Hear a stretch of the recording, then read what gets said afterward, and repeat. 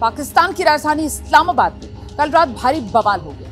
इमरान खान की पार्टी पाकिस्तान तहरीक-ए-इंसाफ के कार्यकर्ताओं और सुरक्षा बलों के बीच भीषण संघर्ष हुआ। यहां तक कि प्रोटेस्ट की अगुवाई कर रही इमरान खान की पत्नी बुशरा बीबी के कंटेनर को भी आग के हवाले कर दिया गया। अब खबर ये आ रही है कि आधी रात की हिंसा के बाद इमरान खान की पार्टी ने ये विरोध प्रदर्शन वापस ले लिया है। गृह युद्ध जैसे हालात नजर आ रहे हैं। इस्लामाबाद में पुलिस और प्रदर्शनकारी आपस में ही भिड़ गए। प्रदर्शनकारियों और पुलिस के बीच में हुआ है खूनी संघर्ष।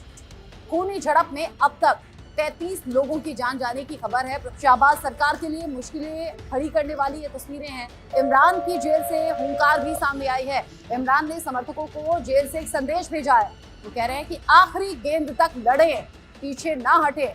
इस वक्त की सबसे बड़ी खबर पाकिस्तान से आपको बता रहे हैं, जहां इस्लामाबाद में उस कंटेनर को आग के हवाले कर दिया गया जिसमें इमरान खान की पत्नी बुशरा बेगम अपने समर्थकों के साथ थी और इसी कंटेनर को बुशरा बेगम ने अपना कंट्रोल रूम बनाया हुआ था। पाकिस्तान में सुरक्षा बलों ने ऑपरेशन रद्दुल तहरीक-ए-इंतशार शुरू किया है और ऑपरेशन के दौरान इमरान समर्थकों के खिलाफ कार्रवाई की जा रही है जिन्होंने इस्लामाबाद के जिन्ना एवेन्यू को घेर रखा है। गोलियों की तड़तड़ाहट के बीच पाकिस्तान की राजधानी इस्लामाबाद की सड़कों पर रात भर भागम भाग मची रही। अफरा तफरी का आलम रहा। पूरा शहर धुआं धुआं सा हो गया था। धरना अभी खत्म नहीं हुआ, धरना जारी रहेगा। अली अमीन गंडापुर ने प्रेस कॉन्फ्रेंस की है और दूसरी जानिब इस्लामाबाद के अंदर जहां पर रात गए तसादिम हुआ, गोलियां चलाई गई निहत्थे वर्कर्स के ऊपर, वहां पर इस वक्त पुलिस से दोबारा से फ्लैग मार्चेस करवाए जा रहे हैं जैसे कोई बहुत बड़ी जंग जीत ली हो। और जैसे इस धरना शुरू होने से पहले पुलिस ने अपनी तैयारियां की थी, उनसे मार्चेस करवाए गए थे, उनको जो है मुसल्ला किया गया था। बिल्कुल उसी तर्ज के ऊपर इस वक्त इस्लामाबाद के अंदर पुलिस फ्लैग मार्चेस करते हुए नजर आ रही है। जहां पर पाकिस्तान के अंदर यह सूरत हाल है तो वहीं पर रात के वाकये के ऊपर जो कि इस्लामाबाद के अंदर पेश आया, जिसके अंदर पाकिस्तान तहरीक-ए-इंसाफ के मुजाहिरीन के ऊपर गोलियां चलाई गई और पाकिस्तान तहरीक-ए-इंसाफ का यह क्लेम है कि हमारे 100 के करीब बंदे शहीद हुए हैं। और उसके बाद जो हुकूमत है वो इसकी मुसलसल तरदीद करने की कोशिश कर रही है लेकिन कर नहीं पा रही है क्योंकि कुछ चीज़ें जो हैं वो रिकॉर्ड हो चुकी हैं। डिजिटल मीडिया का दौर है और उनसे जो है वो आप अपनी जान नहीं छुड़वा सकते इतनी आसानी से, और वो जो हैं वो सोशल मीडिया के ऊपर गर्दिश कर रही हैं। और इसी के साथ जो हमारा हमसाया मुल्क भारत है वो भी इसके ऊपर भरपूर किस्म की रिपोर्टिंग कर रहा है और ऐसी रिपोर्टिंग कर रहा है जैसे हमारे पाकिस्तानी मीडिया नहीं कर पा रहा। इनके ऊपर तो कदगन है लेकिन भारतीय मीडिया को कंट्रोल कौन करे? वो तो इनसे एड्स नहीं लेते, वो तो है जो उनके ऊपर कैमरा पाकिस्तान का नहीं बैठा हुआ, उनके ऊपर उस तरह से पाबंदियां नहीं है। तो जो भारतीय मीडिया इस वक्त रात के वाकये की मंजरकशी कर रहा है, रिपोर्टिंग कर रहा है, जरा वो मुलाहिजा कीजिए। इनके साथ पाकिस्तान में हालात बिगड़ते हुए चले जा रहे हैं और जो सड़कों पर इमरान खान के समर्थक हैं उनकी संख्या भी बढ़ रही है और इस बीच टकराव की खबर भी बहुत ज्यादा है। कुल मिलाकर कहिए तो पाकिस्तान में फिर से गृह युद्ध जैसे हालात नजर आ रहे हैं। इस्लामाबाद में पुलिस और प्रदर्शनकारी आपस में ही भिड़ गए। प्रदर्शनकारियों और पुलिस के बीच में हुआ है खूनी संघर्ष। प्रदर्शनकारियों और पुलिस में हुआ खूनी संघर्ष, कंटेनर्स में आग लगा दी गई और 33 लोगों की जान चली गई। ये वो खबरें हैं जो भारतीय मीडिया रिपोर्ट कर रहा है और जिनकी तरदीद हमारे वजीर दाखिला जो हैं वो मुसलसल आकर कर रहे हैं और इस तरह के दावे कर रहे हैं कि हमारे पास तो कोई बंदूक ही नहीं थी, गन ही नहीं थी वहाँ पर जो पुलिस वाले तैनात थे। लेकिन जब आप वहाँ की मनाजिर देखते हैं, वहाँ के लोगों से पूछते हैं तो वो बताते हैं कि पिछले 2 दिनों से मुसलसल फायरिंग हो रही थी और फायरिंग यूं हो रही थी कि AK-47 की आवाज आती थी, यानी कि राइफल की। तो इसके ऊपर जो है वो सवालात उठाए जा रहे हैं हुकूमत के ऊपर कि किस तरह की जो हुकूमत है वो अपने ही लोगों के ऊपर बंदूक उठाती है, अपने ही लोगों के ऊपर जो है वो फायरिंग करती है, उनको ही मारती है। ऐसे वाकयात तो पाकिस्तान आज़ाद होने से पहले हुआ करते थे। जलियांवाला बाग वाला जो वाकया है आप उसको उठाकर देख लीजिए। तो अब यही वाकयात अगर पाकिस्तान बनने के बाद भी हो रहे हैं तो फ़र्क क्या बच गया? इस मुल्क को हासिल करने का जो है वो कोई जवाज़ नहीं बचता कि अगर यहाँ पर जो लोग हैं वो पुरअमन एहतजाज नहीं कर सकते हैं, अपने मुतालबात जो है वो हुकूमत के सामने नहीं रख सकते हैं।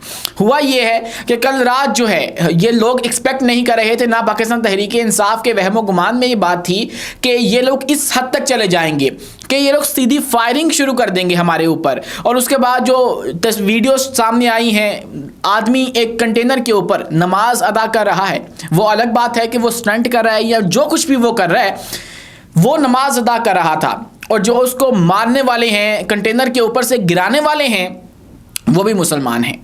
उन्होंने अकीदत चेक करें मज़हब के साथ अपने, कि उन्होंने नमाज पढ़ते पढ़ते उसको धिक्का दिया कंटेनर के ऊपर से, जो कि कई फुट बुलंद है। पता नहीं अब उसकी जान बची है या नहीं बची है, लेकिन तहरीक इंसाफ ये क्लेम कर रही है कि हमारे जो वर्कर्स हैं उनकी 100 के करीब जो है वो हलाकतें हो चुकी हैं, जिनमें से 8 के तो शवाहिद मौजूद हैं उनके पास। और अब मोहसिन नकवी जो हैं वो मुकम्मल तौर पर इसकी तरदीद कर रहे हैं। लेकिन भारतीय मीडिया का एक और क्लिप मुलाहिजा करें जो इस हवाले से बताया जा रहा है। इस वक्त की सबसे बड़ी खबर पाकिस्तान से आपको बता रहे हैं, जहां इस्लामाबाद में उस कंटेनर को आग के हवाले कर दिया गया जिसमें इमरान खान की पत्नी बुशरा बेगम अपने समर्थकों के साथ थी। और इसी कंटेनर को बुशरा बेगम ने अपना कंट्रोल रूम बनाया हुआ था। पाकिस्तान में सुरक्षा बलों ने ऑपरेशन रद्दुल तहरीके इंतशार शुरू किया है। कंटेनर्स को आग लगा दी गई। बुशरा बीबी जो कि इमरान की पत्नी हैं, उनके कंटेनर को आग लगा दी गई। इस तरह की खबरें जो हैं वो भारतीय मीडिया रिपोर्ट कर रहा है, और ये वो खबरें हैं जो कि हमारे मेन स्ट्रीम मीडिया पे उस तरह से नहीं चल रही। और ये नहीं बताया जा रहा कि रेंजर्स ने उसको आग लगाई, बल्कि ये कहा जा रहा है वही जो विक्टिम ब्लेमिंग है वो की जा रही है। और बताया जा रहा है कि पाकिस्तान तहरीक इंसाफ के जो लोग हैं उन्होंने ही इस पर आग लगाई और हमारे पे डालने की कोशिश की। और ये तासुर देने की कोशिश की जा रही है कि सिर्फ वहां पर पुलिस गई और जाकर जो है उन्होंने हवाई फायरिंग की और उसके बाद जो है कुछ भी नहीं हुआ, लोग भागना शुरू हो गए। मतलब इतना आसान था, कोई लाशें नहीं गिरी, एक खून का कतरा जो है वो नहीं गिरा। और अभी अतातारर जो हैं जो ये क्लेम कर रहे थे कि कोई बंदा जो है वो नहीं मरा, रात गए, वो उनसे किसी सहाफ़ी ने सवाल कर लिया कि आप कह रहे बंदा नहीं मरा, मेरे 2 जो बंदे मरते हुए मैंने सिविल में अपनी आंखों से देखे हैं। तो उसके ऊपर फिर वो लाजवाब से नजर आए, उनकी आंखों के अंदर जो है वो लाजवाबी छलक रही थी। इसके अलावा आप दूसरा जो है वो खबर देखें जो इस वक्त भारतीय मीडिया चला रहा है। पाकिस्तान की राजधानी इस्लामाबाद में कल रात भारी बवाल हो गया। इमरान खान की पार्टी पाकिस्तान तहरीक इंसाफ के कार्यकर्ताओं और सुरक्षा बलों के बीच भीषण संघर्ष हुआ। अफरा तफरी का आलम रहा, पूरा शहर धुआं धुआं सा हो गया। पूरा शहर धुआं धुआं सा हो गया। कितनी शर्मनाक बात है। हम बात कर रहे हैं अपने दारुल हुकूमत की, जहां पर कोई बिरूने मुल्क से फौजी नहीं आए हुए थे, बल्कि पाकिस्तान के ही लोग थे। और पाकिस्तान से ही उठकर वो अपने मुतालबात लेकर आए थे वफाकी दारुल हुकूमत में, चूंकि वो समझते हैं कि यह शहर इक़्तिदार है, यहाँ पर सुनवाई होती है, सबसे बड़े बड़े जो ऐवान हैं वो यहाँ पर मौजूद है, हमारी सुप्रीम कोर्ट अदालतें, आला अदालतें जो हैं वो भी यहीं पर मौजूद हैं, इसलिए हो सकता है यहाँ पर हमारी सुनवाई हो सके। लेकिन हुआ क्या, वहां पर भी जो है उनके ऊपर निहत्ती गोलियां चलाई गई और उसके बाद जो है उनके ऊपर बदतरीन किस्म की शेलिंग की गई। उसके बाद जो है जब वो शहीद हो गए तो उनको कहा जा रहा है कि कोई शहीद नहीं हुआ है, हमें सबूत लाकर दिखाओ। जबकि खबरें ये हैं, मुतजाद खबरें ये हैं कि हॉस्पिटल जो इंतजामिया है उसको मैनेज करने की कोशिश की जा रही है कि आप ना दें नंबर जो आपके पास आया है, ये इस वक्त जो शहीद हुए हैं उनका, आप वो नंबर जो है वो पब्लिक ना करें। इस तरह की बातें जो हैं वो भी गर्दिश कर रही हैं। और इसी के साथ साथ जो सुप्रीम कोर्ट बार एसोसिएशन है उसने ना सिर्फ मोहसिन नकवी से इस्तीफ़ा मांग लिया है, बल्कि जो अली अमीन गंडापुर है उनसे भी इस्तीफ़ा मांग लिया है। वजह उन्होंने ये बताई है कि वज़ीर दाखिला जो हैं वो वाज़े तौर पर अपनी आमराना जहनीत का जो प्रचार है वो कर चुके थे। वो पहले ये कह चुके थे कि हम 5 मिनट यहाँ पर फायरिंग करेंगे तो ये लोग भाग जाएंगे। तो इस तरह का जो मामले को डील करना है वो एक आमराना सोच को जो है उसकी अक्कासी करता है। तो इसलिए इनको फौरी तौर पर इस्तीफ़ा दे देना चाहिए। अलामिया जारी हुआ है सुप्रीम कोर्ट बार एसोसिएशन का, और उसी के साथ वज़ीर दाखिला ने सूरत हाल को गलत तरीके से हैंडल किया। ये सब कुछ उस अलामिया के अंदर मौजूद है जो मैं आपको बता रहा हूँ। वफाकी वज़ीर दाखिला मोहसिन नकवी फौरी तौर पर ओहदे से मुस्ताफ़ी हो जाए। मुजाहिरीन अपने आइनी और जमहूरी हकूक़ का इस्तेमाल कर रहे थे। वफाकी वज़ीर दाखिला अवाम के मुंतखब नुमाइंदे नहीं हैं। किसी सियासी शख्सियत ने सूरत हाल को संभाला होता तो बातचीत और मुज़ाकरात के जरिए जानी नुकसान से बचा जा सकता था। वफाकी हुकूमत के वफाकी वज़ीर दाखिला का करमदान संभालने के लिए फौरी तौर पर कोई अवामी नुमाइंदा मुकर्रर करें। उसके बाद अली अमीन गंडापुर, उनसे जो मुतालबा रखा गया सुप्रीम कोर्ट बार एसोसिएशन की जानिब से, उसके अंदर यह है कि खैबर पख्तूनख्वा के वज़ीर आला जनाब अली अमीन खान गंडापुर के इस्तीफ़े का भी मुतालबा करते हैं। अली अमीन गंडापुर नाम निहाद लॉन्ग मार्च की क़यादत कर रहे थे। अली अमीन गंडापुर गैर कानूनी और गैर आइनी ख्वाहिशात की तकमील के लिए हुकूमती वसाइल को बेरहमी से ज़ाया कर रहे हैं। अली अमीन गंडापुर का अपना सूबा बदअमनी का शिकार है। दोनों तरफ बेशुमार जाने यानी कानून नाफिज करने वाले एहलकारों और आम शहरियों का नुकसान हुआ।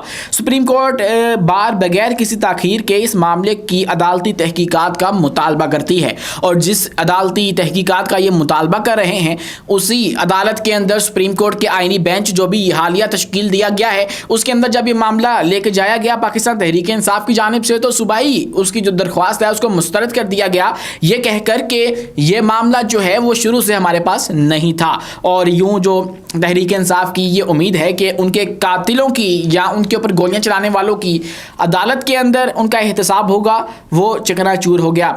और उसके बाद अगर हम बात करें गंडापुर ने आज जो तकरीर की है अपनी प्रेस कॉन्फ्रेंस से कल जब वहां पर क्रैकडाउन हुआ और गोलियां चलाई गई और उसके बाद बुशरा बीबी के कंटेनर को आग लगा दी गई जिसको भारतीय मीडिया ने बड़ा ही जो है वो एग्जैजरेट करके पेश किया।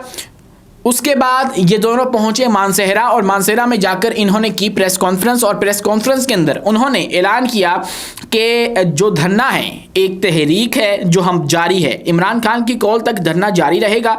हमें अदालतों से इंसाफ नहीं मिल रहा। हमने इस्लामाबाद एहतजाज के लिए पुरअमन मार्च की कॉल दी, पुरअमन धरने पर गोलियां चलाई गई। हम पर तशद्दुद ना होता तो हमारे लोग भी जवाब ना देते। अली अमीन गंडापुर का कहना था 2.5 साल से हमारी जमात को जुल्म जबर का निशाना बनाया जा रहा है। हमें अदालतों से भी इंसाफ नहीं मिल रहा। हमारा लीडर जेल में है, इसकी अहलिया को भी जेल में डाला गया।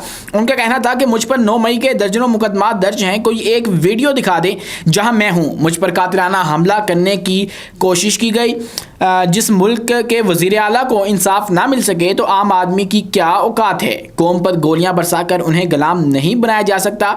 ये सूबा अपना हक और अपना मैंडेट लेना जानता है। वज़ीर आला खैबर पख्तूनख्वा अली अमीन गंडापुर ने एहतजाज में शरीक होने वाले पार्टी कारकुनों को खराज तहसीन पेश करते हुए कारकुनों पर तशद्दुद की FIR अपनी मुद्दत में दर्ज करवाने और शहीद होने वाले वर्कर्स के खानदानों के लिए फीकस 1 करोड़ रुपए का ऐलान किया है। जहां पर ये 1 करोड़ रुपए का ऐलान कर रहे हैं वहीं पर जो पंजाब गवर्नमेंट है वो अपने शोहदा यानी कि जो FC और रेंजर्स के एहलकार शहीद हुए इस मुठभेड़ के अंदर उनके अहल खाना को इतने पैसे दिए जा रहे हैं और है जबकि दोनों पाकिस्तानी और इस सारी जंग के अंदर। लेकिन ये बात देखिए कि अली अमीन खान गंडापुर पर इस वाले सिनारियो या इस वाले एहतजाज के अंदर तनकीद उस तरह से बनती नहीं है क्योंकि इसमें तो अली अमीन गंडापुर जो है वो उस वक्त भागे हैं जब उनके ऊपर फायरिंग शुरू कर दी गई बकौल उनके यहाँ रिपोर्टेडली।